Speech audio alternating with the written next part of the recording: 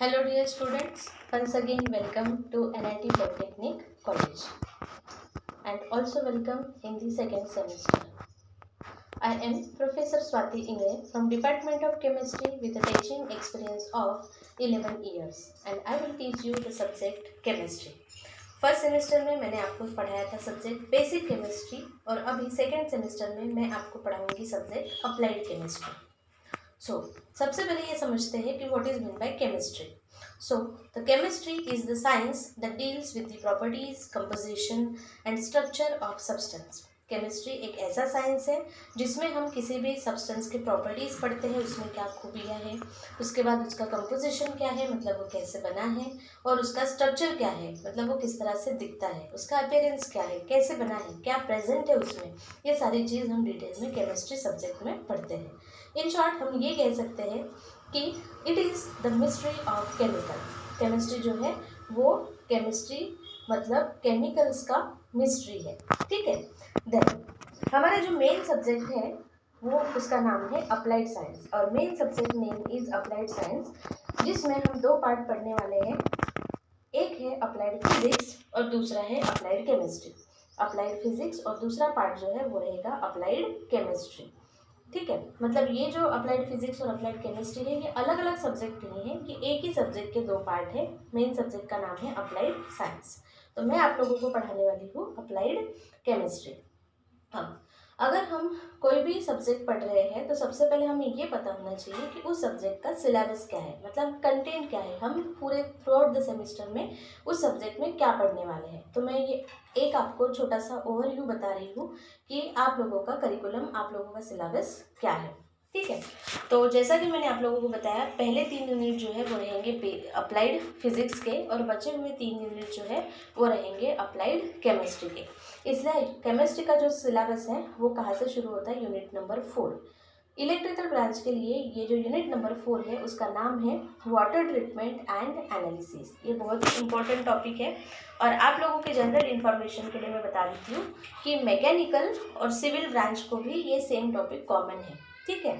बाकी उनका सिलेबस अलग है, हाँ, दूसरे यूनिट अलग है, लेकिन ये जो यूनिट है वाटर ट्रीटमेंट एंड एनालिसिस ये मैकेनिकल, सिविल, इलेक्ट्रिकल सारे बच्चों के लिए एक समान है. इसका कोर्स आउटकम क्या है, तो ये यूनिट पढ़ने के बाद आप लोग क्या समझेंगे. Select the relevant water treatment process for various application. आप लोगों को पता होगा कि बहुत सारे ऐसे इंडस्ट्रियल प्रोसेसेस होते हैं जिसमें पानी जो है वो इस्तेमाल किया जाता है. पानी एज अ सॉल्वेंट यूज़ किया जाता है, as a cooling agent use किया जाता है और भी बहुत सारे पर्पज़ के लिए यूज़ किया जाता है.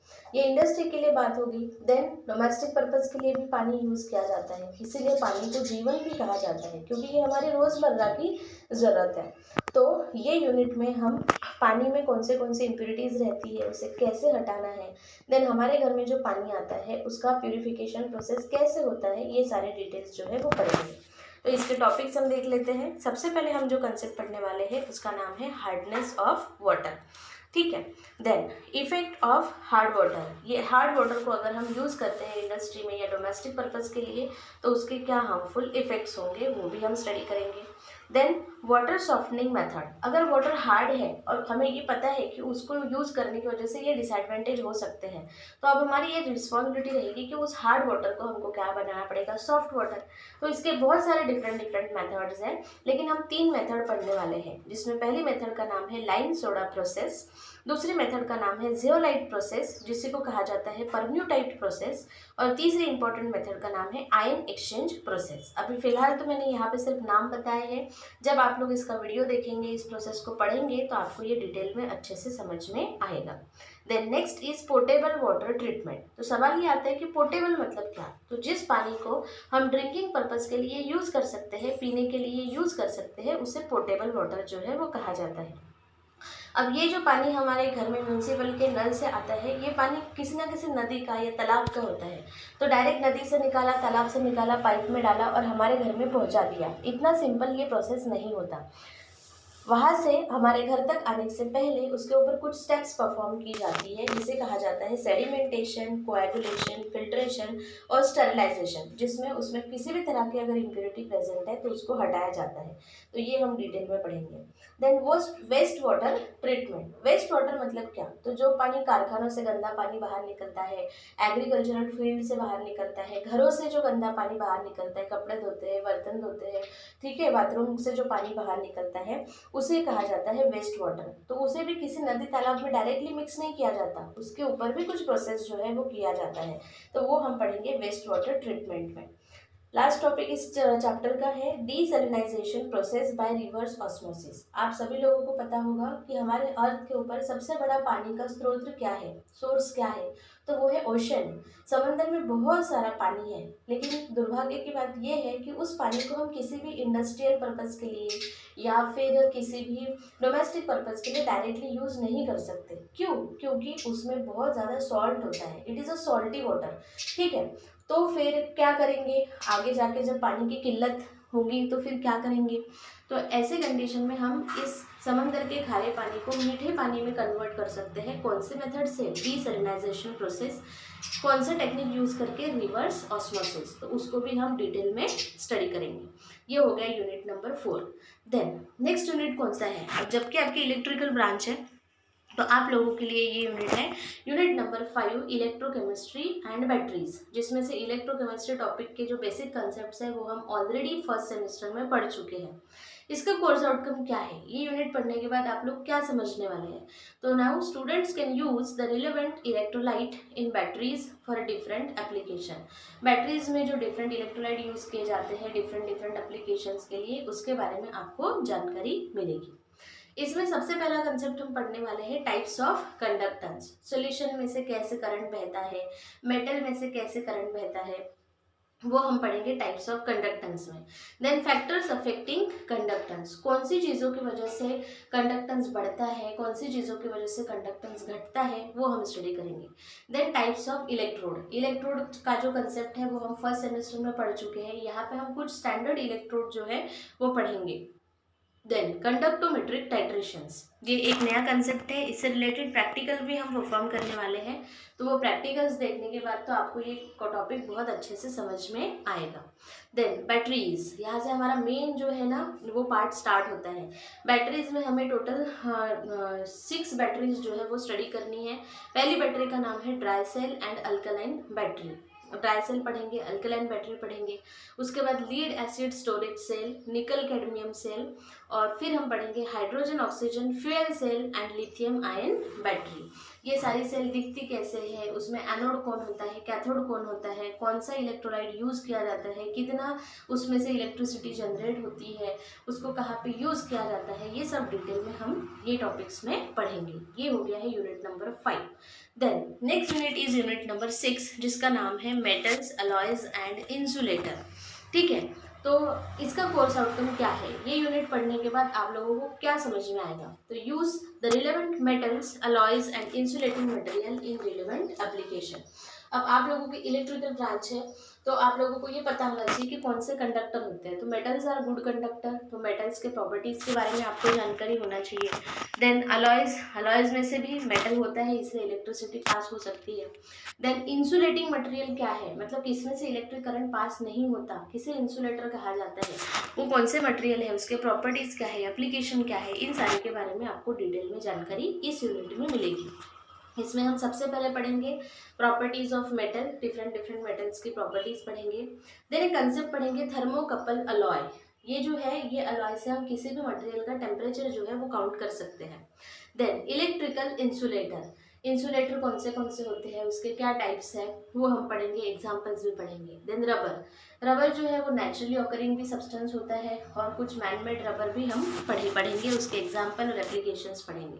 Then industry unit operation. Industry unit operation मतलब इंडस्ट्रीज में जो छोटे छोटे प्रोसेसेस किए जाते हैं, जैसे डिस्टिलेशन किया जाता है, सब्लिमेशन किया जाता है, ठीक है, सेपरेशन किया जाता है, तो वो प्रोसेसेस के बारे में हम इस टॉपिक में पढ़ने वाले हैं।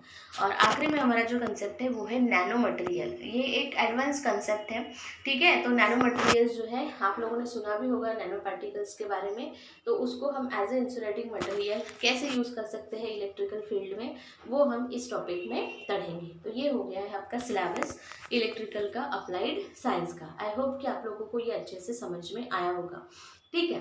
देन अब थोड़ा हम मास डिस्ट्रीब्यूशन के बारे में भी समझ लेते हैं। सबसे पहले थ्योरी के लिए पढ़ेंगे। तो जैसा कि मैंने आपको बताया, हमारा मेन सब्जेक्ट का नाम है अप्लाइड साइंस, ठीक है, जिसमें हम पढ़ने वाले हैं अप्लाइड फिजिक्स और अप्लाइड केमिस्ट्री।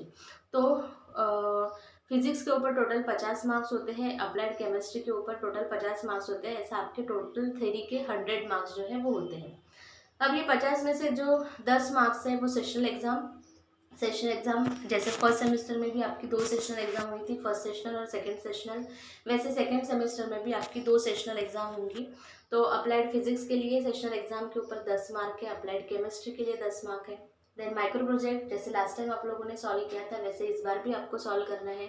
तो 5 marks on physics and 5 marks on chemistry micro project. Then आपका जो फाइनल एमसीक्यू टाइप का पेपर होता है वो 35 मार्क्स का होता है, 35 marks for physics and 35 marks for chemistry. तो ऐसे कुल मिला के आपका जो थ्योरी पेपर है वो हो जाता है 70 मार्क्स का।